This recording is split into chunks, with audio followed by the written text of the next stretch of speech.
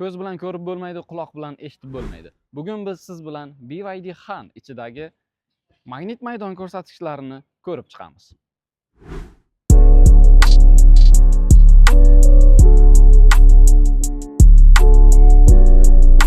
BYD Han elektromobili ichidagi 5 ta nuqtani qo'limdagi Trifile TF2 apparat orqali real testdan o'tkazamiz. Birinchi nuqta haydovchi o'rindig'i 0.6 milligaussgacha ko'tarildi. Ikkinchi nuqta haydovchi oyoq osti 4.4 milligaussgacha ko'tarildi. Uchinchi nuqta markaziy konsol 0.4 milligauss. To'rtinchi nuqta monitori 0.91 milligaussgacha ko'tarildi. Va 5-nuqtamiz yon o'rindiq 0.3 milligaussgacha ko'tarildi. Orqa o'rindiqdagi ko'rsatkichimiz 0.3 milligauss.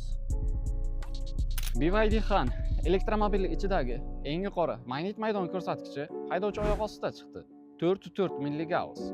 Ko'rsatkich qancha past bo'lsa, shuncha yaxshi. Sizning ham elektromobilingiz ichidagi magnit maydon ko'rsatkichlari qiziqmi? Bunday bo'lsa, ekraningizdagi telefon raqamlariga murojaat qiling. Biz sizning ham elektromobilingizni test qilib beramiz.